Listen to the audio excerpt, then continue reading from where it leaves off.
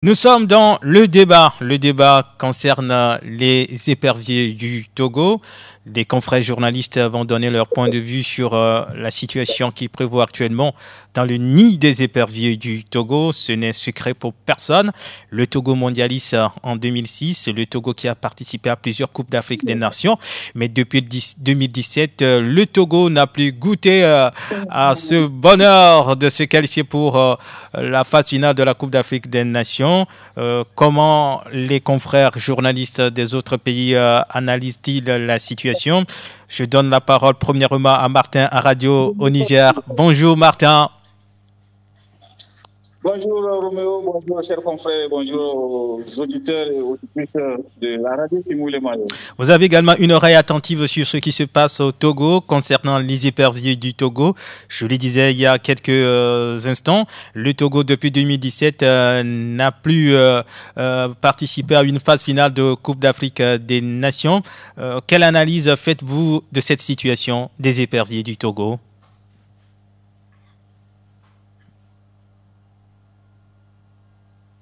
Martin, est-ce que vous nous suivez? Non, on l'a perdu. Ah, d'accord. Allez-y, Martin. Voilà, je disais, d'ores et déjà, c'est quand même une très grosse déception quand on pense à cette équipe qui nous a montré beaucoup de choses il y a quelques années en arrière.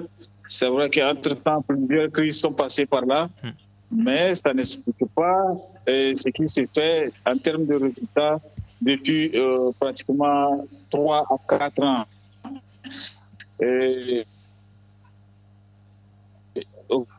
Sur aucun tableau, le Togo nous montre quelque chose qui donne les seniors. Le constat, il est le même, c'est échec sur échec. Et par rapport au éliminatoire de la Coupe du Monde, pour moi, qui n'est pas un objectif pour les éperviers en l'état actuel, parce que ils ont d'autres difficultés à résoudre en ce moment, qui passent par la consolidation de l'équipe, qui passent par des résultats beaucoup plus constants, mais c'est la dégradation du jeu, du fond du jeu des éperviers qui laisse perplexe. J'ai suivi le match contre la Mauritanie à distance. Mais je vous assure que j'étais déçu. On peut prévoir ce qui va arriver aux éperviers 5 minutes avant, 10 minutes avant, et avant la fin du match, c'est prévisible. On sait ce qui peut les arriver. Et je crois que cette équipe-là, au-delà de ce que nous sommes en train de voir, doit avoir d'autres problèmes qui méritent suffisamment de réflexion. Nous quittons Niamey pour Bamako. Vous restez en repérage, bien sûr, Martin, pour y retrouver Ibrahima Ban. Alors, Ibrahima, il est parti. C'est Boris qui est avec nous. Je pense que Ibrahima va nous rejoindre dans un court instant. Boris, vous êtes à Dakar. Vous suivez bien l'actualité des éperviers du Togo. Quelle explication donnez-vous de l'état actuel des éperviers? D'abord, je suis sincèrement triste pour cette belle nation-là, ce peuple-là qui est tellement assoiffé de football, ce peuple qui aime vraiment le football, qui a toujours tout fait pour cette sélection. Aujourd'hui, voir le Togo se faire malmener par des Soudanais, par les Zimbabwéens, par même la Somalie et tout. C'est assez compliqué, c'est assez triste. Et si je reviens à votre question, je dirais c'est à cause de la mauvaise organisation autour de cette sélection, des crises qui ne finissent pas, la guerre entre les anciennes gloires de cette sélection-là, avec tout ce qu'on a, le football. Les jeunes ne peuvent pas aujourd'hui tout simplement donner le meilleur d'eux-mêmes. Aujourd'hui, on ne peut pas espérer se frotter avec des pays comme le Sénégal, comme la Côte d'Ivoire, comme le Ghana, parce que, voilà, on n'a plus les joueurs, le Togo n'a plus des joueurs. Le meilleur aujourd'hui, en tout cas, le seul Togolais qui joue je l'ai toujours dit, dans un club intéressant où on suit son actualité régulièrement, c'est Jen Dakonam, le capitaine, qui est aujourd'hui en fin de contrat avec Getafe.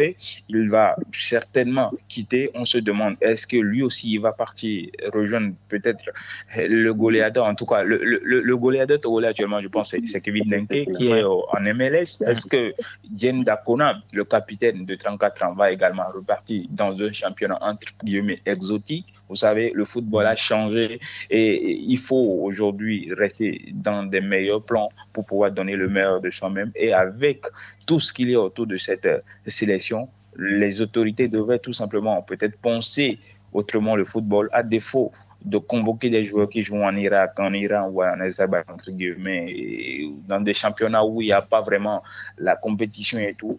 Il faut peut-être revenir à la base, prendre des joueurs locaux, former des équipes soudées comme le Soudan le fait si bien, mais malheureusement, les autorités sont concentrées à autre chose sur autre chose. Les anciens joueurs, au lieu de former, de faire bloc derrière la sélection, comme par exemple au Sénégal, ici on voit toujours El Hadjouf derrière la sélection sénégalaise, derrière les jeunes à chaque fois. Aujourd'hui au Togo, ce n'est pas le cas. Si ce ne sont pas des attaques sur les réseaux sociaux, ce sont tout ce qui va avec. C'est tellement triste et j'espère quand même qu'avec la nouvelle élimination qui est presque assurée pour ce mondial, les choses vont changer, les autorités vont réfléchir, vont essayer de penser autrement.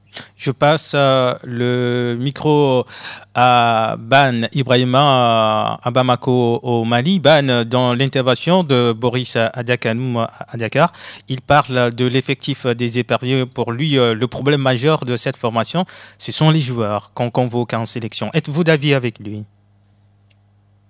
Oui, M. Romero, encore un bonsoir à toutes. Ce que le président vient de souligner, pratiquement c'est la même chose. Et Togo, quand on voit l'équipe togolaise de 2006 et voir une équipe de Togo qui vraiment qui ne parvient même plus à se qualifier à la CAN, surtout on ne parle pas de la Coupe du Monde. Vraiment, c'est vraiment triste. Mais je pense que les difficultés des pays, je pense que l'Afrique de l'Ouest, l'Afrique de l'Ouest, c'était pratiquement la plaque tournante des compétitions africaines, que ce soit la CAN, les autres compétitions des Jeux de trucs. Maintenant, à part le Sénégal qui sort un peu sa tête, les autres pays, un peu comme ça pétine un peu. Une équipe togolaise, je ne pense pas si au Togo là-bas, il y a des compétitions des jeunes, que ce soit les cadets et les juniors. On ne voit même pas les équipes de catégorie inférieure monter dans les compétitions africaines. On voit même les autres compétitions.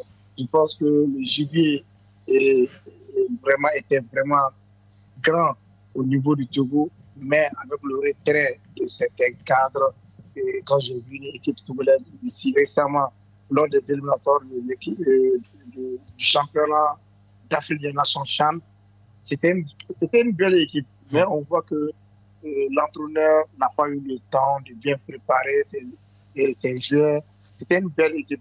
Mais ici, c'est partout en Afrique. Mais je vois que, est-ce que l'autre vient de signer, à part le Sénégal et les anciens joueurs, quelle est la relation entre les anciens joueurs et la fédération, le rapport entre le ministère et la fédération? Je pense que ce petit trio-là, quand il y a l'entente, ça marche. Quand il y a quelque chose qui ne coordonne pas, je pense que ça va être difficile parce qu'il y a les binationaux. Je pense que l'équipe du Togo était vraiment une des équipes qui parvenait vraiment à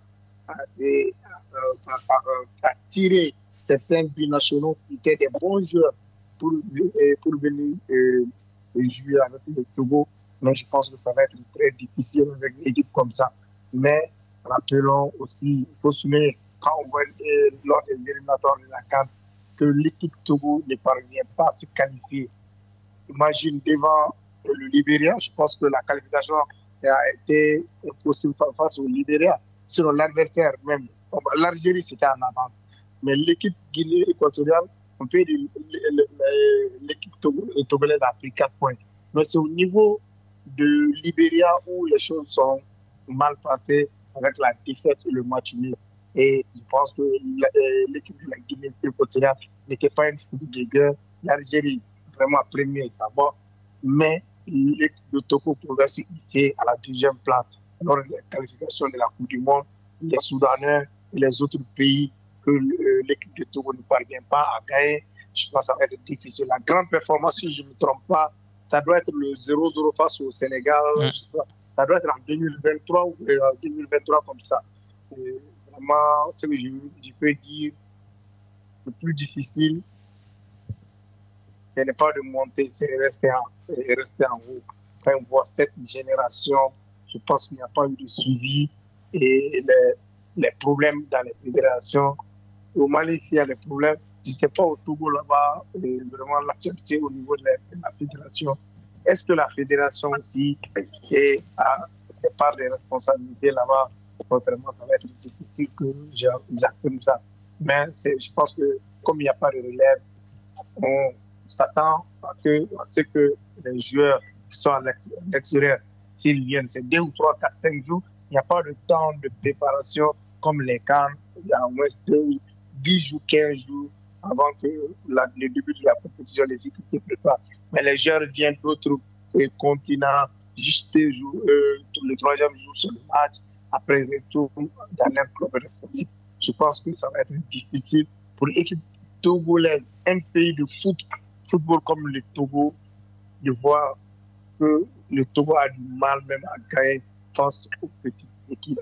Vraiment, ça fait mal, monsieur. D'accord, chers auditeurs, si vous nous rejoignez, vous êtes sur la radio qui mouille le maillot dans l'équipe d'Afrique. Le débat du jour porte sur les éperviers du Togo qui, depuis 2017, l'année de la dernière participation à la CAN, n'arrivent plus à se qualifier pour la phase finale de cette compétition continentale, ni pour la Coupe du Monde depuis 2006. Le Togo n'a plus allé à cette compétition mondiale.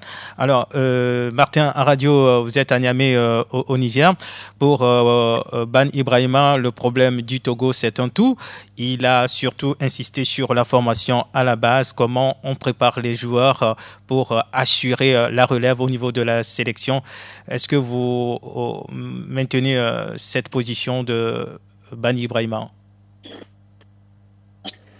J'aimerais d'abord dire à mon confrère de Bamako que le Togo de nature est un centre de formation à ciel ouvert.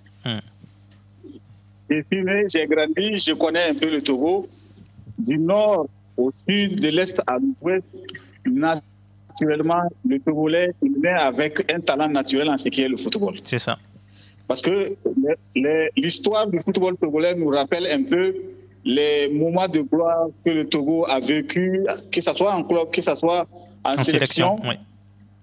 Mais ça n'a jamais été une question de centre de formation. C'est vrai qu'aujourd'hui, le football a muté. Parce que le football a muté, il y a certains paramètres qui intègrent désormais la progression d'un joueur, la progression d'un club, la progression d'une sélection. Il faut les intégrer. Je suis peut-être d'accord. Mais au-delà, nous sommes tous d'accord, que ce soit notre confrère du Sénégal ou du Mali, et ceux qui ne sont pas sur cette plateforme en ce moment et qui analysent de loin les performances en termes de football du Togo, savent que c'est une question d'organisation. Ce n'est pas les talents qui manquent.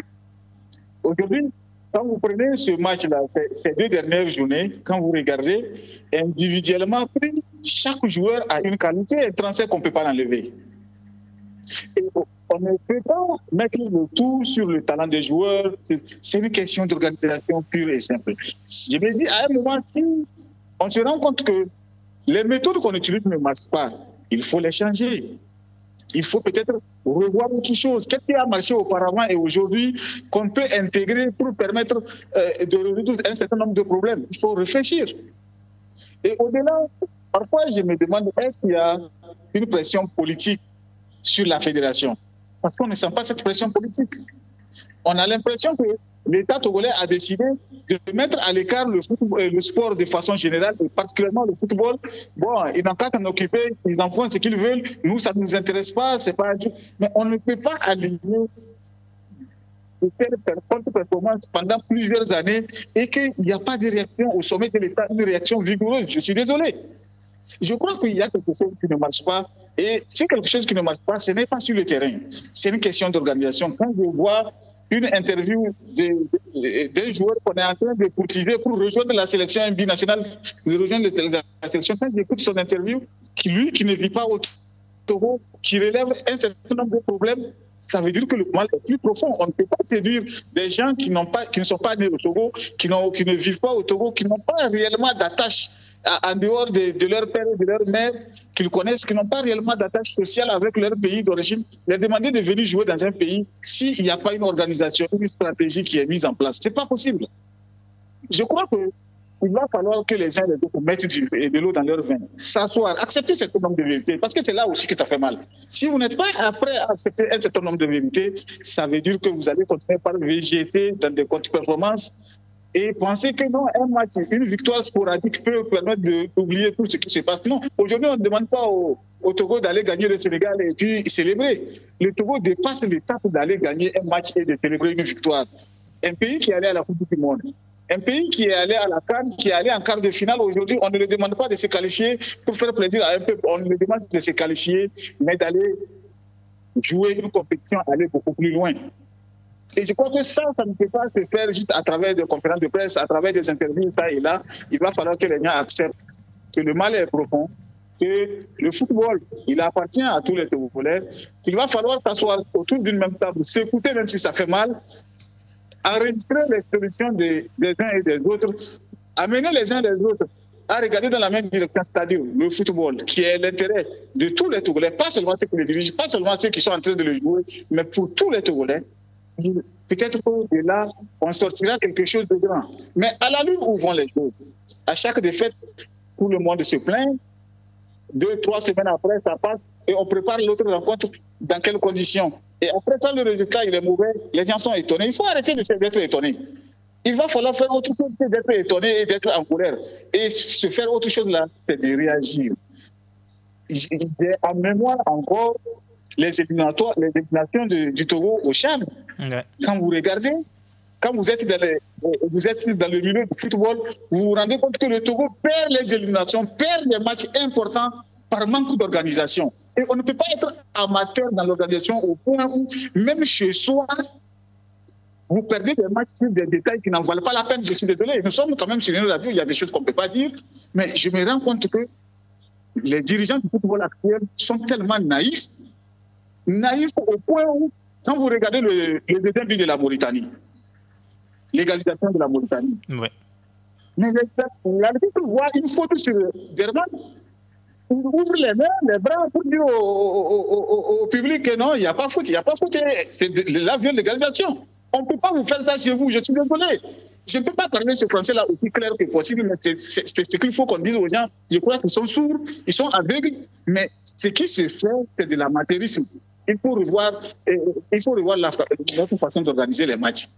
Il faut revoir notre façon d'aborder les binationaux. Il faut revoir notre façon d'attirer les uns et les autres, même les supporters, pour que les gens aujourd'hui aient juste une pensée, que cette pensée soit celle de l'équipe nationale. Et une union sacrée, une synergie autour de l'équipe nationale. Parce qu'il s'agit aussi des ondes positives.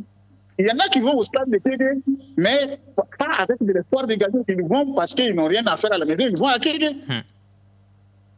Et je crois que tout ça, il va falloir le relever. Et j'espère qu'à un moment, des gens vont se réveiller de leur sommeil, parce que pour l'instant, c'est pas bon. J'espère que... Bon. Et pour moi, personnellement, si au plus haut sommet, on nous entend, ouais. Il va falloir réagir et de la meilleure des façons. J'attends aussi cette réaction. J'espère qu'au moment où on va se réveiller, il ne sera pas trop tard. Boris Adakanou, vous êtes à Dakar. Est-ce que pour vous, le Togo n'a pas d'objectif, n'a pas d'ambition, n'a pas de projet pour son football? Je suis tout à fait à 200% d'accord avec mon confrère du Niger. Quand on voit ce qui se passe au Togo, moi, je suis désolé, j'ai l'impression que les autorités, et que ce soit de la tête jusqu'au, je ne sais pas, jusqu'à l'encadrement, ils sont juste là pour juste la figuration. Apparemment, ils ne veulent plus tout simplement donner la joie aux Togolais.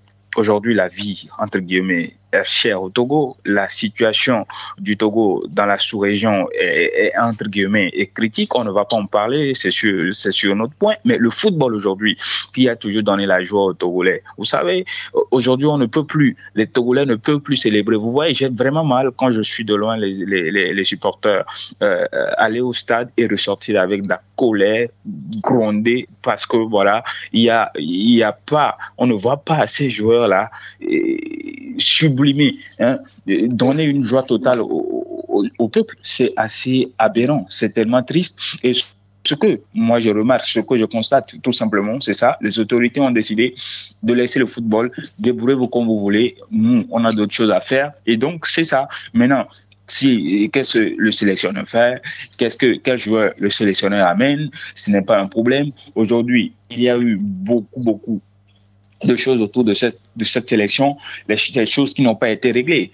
Le stade de Kégué, entre-temps, qui était en tout cas mythique, comme on peut prendre les joueurs de la deuxième division, ils rentreront aussi dans ce stade de Kégué et ressortiront avec les 3 points. Ne serait-ce avec un petit but, 1-0. Mais aujourd'hui, vous suivez le match du Togo, vous savez tout simplement qu'on va forcément encaisser. Vous êtes là, vous êtes sûr à 100% que le Togo va encaisser. Et vous êtes là, la dernière fois quand le Togo commençait pas à jouer, j'étais là, tranquillement, je me disais, le Togo va perdre ce match. Je le disais, les gens étaient là et disent non, mais c'était pas possible que les Togolais jouent bien. Je dis oui, vous voyez, les joueurs jouent bien, mais le problème est ailleurs.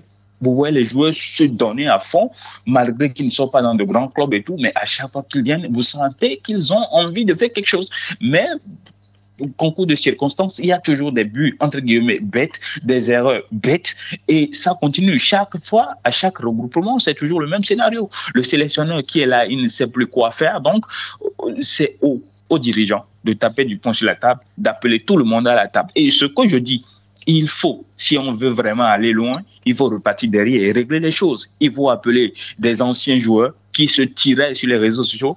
Arrêtez ça. Essayez tout simplement de revoir qu'est-ce que vous voulez. Aujourd'hui, je me dis, il y a Emmanuel Cheya Adebayor qui a dit sur RFI qu'il est prêt à travailler, à collaborer avec la sélection togolaise en tant qu'ambassadeur, qui ne nourrit pas l'ambition d'être sélectionneur, d'être entraîneur, parce qu'il a son tempérament. Il préfère tout simplement travailler comme conseiller, comme le font El Adjouf et autres, là, avec leur sélection, avec leurs jeunes frères. Je ne comprends pas pourquoi on peut écarter ce monument du football togolais, de la sélection, sachant qu'il est le seul. Partout où nous allons, l'Emmanuel Cheya Adebayor nous a toujours ouvert les portes. Il faut qu'on le dise. Je me dis, on l'appelle autour de cette sélection aujourd'hui et sachant que c'est quelqu'un qui ne va jamais vouloir la honte là où il est, il aura forcément des choses à dire, des choses à faire.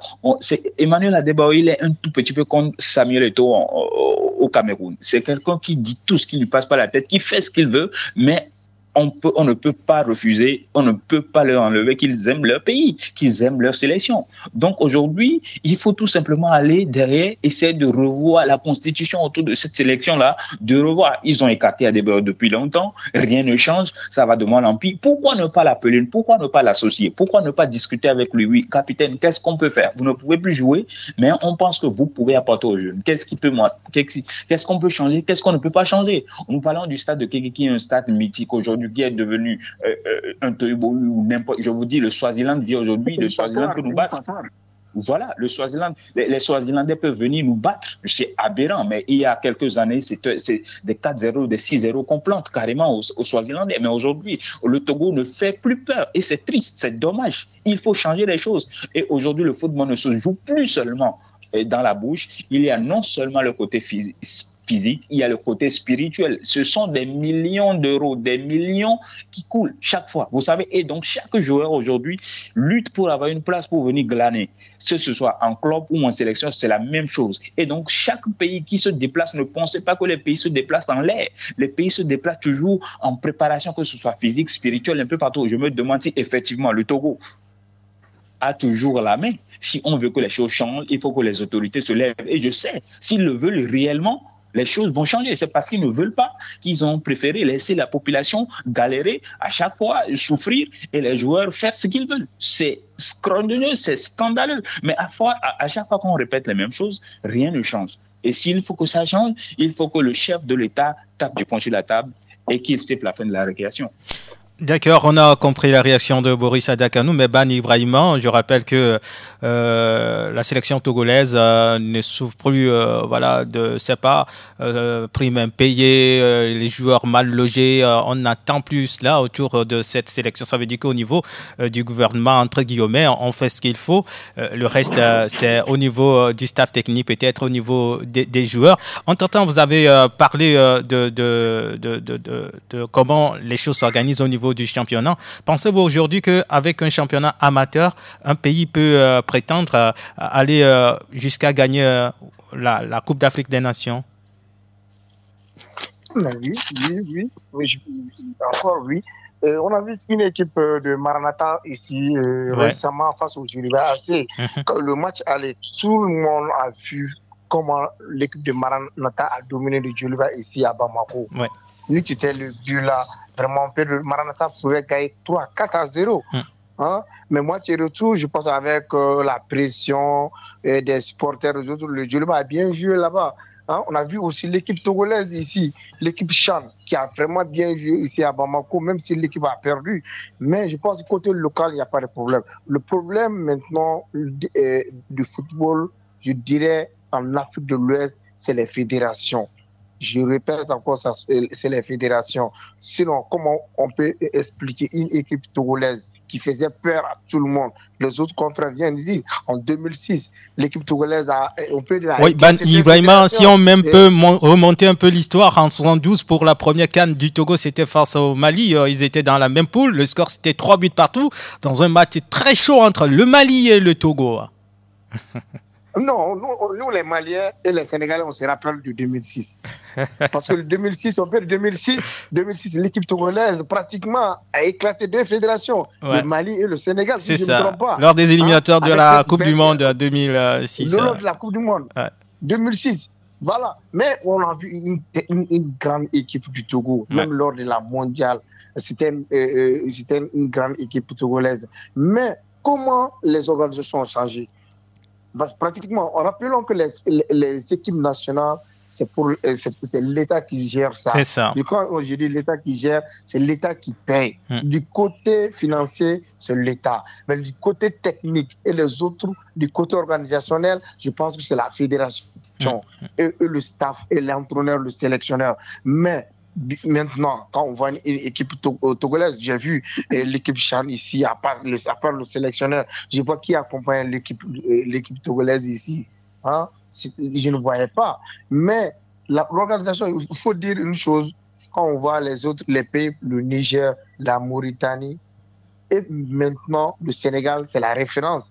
Si le Mali était en avance par rapport au Sénégal, maintenant, ce que l'autre confrère du Niger disait, du côté des centres, je pense que les choses ont changé.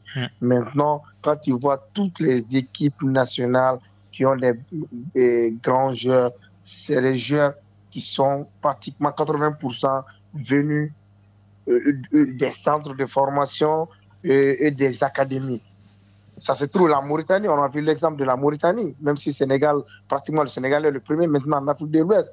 On a vu le cas de la Mauritanie, le Niger aussi.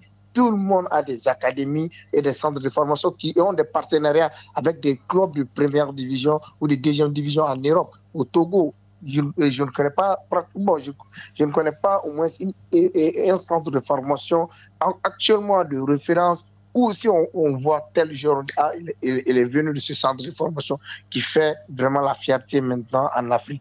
Je ne vois pas. Côté fédération, côté amateurisme là, je pense que la CAF a exigé à tout le monde, je pense dans 2 ou 3 ans, le côté professionnalisme. Nous, on a commencé pour nous, on peut dire que c'est semi-professionnel au Mali ici. Nous, on a commencé cette année seulement. Hein? Mais le Mali, si ce n'est pas une question d'organisation, on peut dire que le Mali, 2 ou 3 cannes, le Mali pouvait remporter la canne. Mais ce n'est pas une question d'amateurisme, c'est une question d'organisation. La fédération, qu'est-ce que la fédération fait? Et surtout, la seule chose que moi, ça me fait mal au Togo là-bas, quand je vois ces joueurs qui ont fait vraiment le mondial, je ne vois pas aucun nom, à part récemment l'entraîneur du Chan. Ouais. Je ne vois aucun nom Abalo Dossin. sur le football. Hein? Abalo Dossin. Je ne vois aucun autre ancien joueur qui, devant l'équipe togolaise, joue maintenant. L'équipe togolaise n'est pas qualifiée à la CAN. L'équipe togolaise ne sera pas à la Coupe du Monde. Il faut voir tout ça là. Maintenant, il y a le symposium que nous, on a fait ici pour l'élimination. Qu'est-ce qu'on doit faire maintenant? La fédération, mais c'est l'État qui doit organiser ça. On appelle la fédération, les joueurs, les sporteurs, les journalistes, tous les acteurs qui figurent sur cette chaîne. Hein, on fait la table ronde. Qu'est-ce qui ne va pas? Qu'est-ce qu'on doit améliorer? Qu'est-ce qu'on doit faire? Je pense qu'avec ça, chacun mettra la balle à terre pour partir de l'avant. Le Togo, quand tu vois l'équipe togolaise, l'autre vient de dire tout de suite, c'est pas. Et quand tu vois les joueurs là, on voit seulement mentalement ça ne va pas. Mentalement, comment? Quand tu viens dans ton pays, tu es content de retourner chez eux. Quand on voit les Argentins et l'Amérique du Sud, les joueurs de l'Amérique du Sud jouer dans leur pays, tu vois soit les joueurs qui sont et que tu vois en Europe, que ce n'est même pas ces mêmes joueurs-là. Tellement ils sont motivés. Mais quand tu viens, il y a l'internat, il y a problème, il y a problème de primes, les terrains, ça ne va pas, il y a les supporters qui sont mélangés et aux joueurs, tout est mélangé. Je pense qu'avec ça, ça va être très difficile. Tant que chacun reste dans son côté, on verra toujours ces mauvais résultats, les choses ne vont pas changer. Il faut que c'est l'État qui doit mettre les choses au point avec la fédération et les autres acteurs. Merci beaucoup, Ibrahima Ban Ibrahima. On va terminer avec Martin Radio. Vous avez 1 minute pour conclure, Martin. J'ai écouté religieusement mon confrère du Mali, Ibrahim. Je ne dis pas que les centres de formation ne sont pas nécessaires, c'est plus que nécessaire. C'est aujourd'hui d'ailleurs le moteur de la formation des joueurs d'élite, que ce soit les centres ou que ce soit les académies. Et je tiens à le rappeler quand même qu'au Togo, il y a quelques centres, ça et là, il y a les Swallows et autres. Là, les gens font avec ce qu'ils ont comme moyen de base. Et on ne peut pas aussi demander aux gens de faire plus s'ils n'ont pas de moyens. Le Mali, ils ont atteint un niveau où il y a même des professionnels qui vivent en Europe, qui sponsorisent, qui financent, qui soutiennent, exactement, ces actions. C'est ça. Ce n'est pas le cas au Togo. Mais maintenant, moi, ce que j'ai dit, à l'époque, quand on gagne, c'est une réflexion que je lance. À l'époque, quand le Togo gagnait, le Togo ne venait pas dans un match pour aligner 10 occasions de but et marquer 2 ou 3. C'est ça. Parfois, la seule occasion que le Togo avait, le Togo la marquait, la mettait au fond du filet. Et puis c'est fini. Je me souviens de ces matchs-là, puisque Ibrahim nous amène à faire l'histoire. À Bamako, c'est le Mali qui menait. C'est ça. Mais les Togolais ont eu 2 occasions, ils les ont mis au fond du filet, les Maliens ont cassé leur stade. C'est ça. Le dernier match au Sénégal où il fallait que quelqu'un gagne pour se qualifier, les Sénégalais marquaient, ils dominaient le match outrageusement, mais quand ils marquaient un but, les Togolais se donnaient les moyens d'aller l'égaliser. Exact. Et au Congo, c'était pareil. Ouais. Ça doit amener les uns et les autres à réfléchir sur leur action personnelle et collective qui nous pousse à être là où nous sommes. Et moi, j'ai tellement mal de voir ces joueurs-là individuellement. Quand les week-ends, j'essaie de voir qui joue dans un club et je vois leurs notes et ça et là, ce n'est pas des joueurs mauvais. Ces joueurs-là ne sont pas mauvais. Il y a quelque chose qui ne marche pas, il faut que les uns et les autres aient le courage.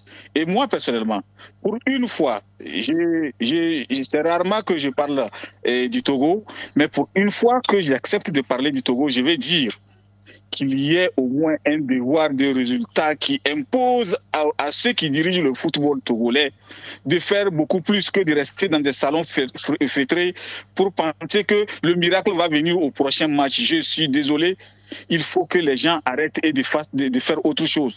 Et je vais juste conclure en disant ceci.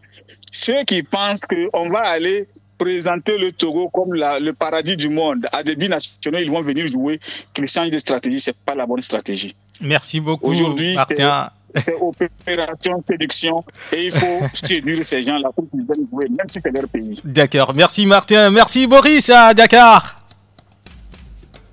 il est parti. Merci, Roméo. Non, merci Roméo. Rapidement, ce que je veux dire, Monsieur le Président de la République togolaise, s'il vous plaît, sifflez la fin de la récréation. Merci. D'accord. Bani Brahima, à Bamako, au Mali. Ok, merci. Je demande aux anciennes gloires de bien s'investir au niveau du Togo, ceux qui sont à l'extérieur. Merci beaucoup. Merci à toute l'équipe de la plateforme, équipe d'Afrique. On se retrouve mardi prochain sur la radio qui mouille le maillot. À bientôt.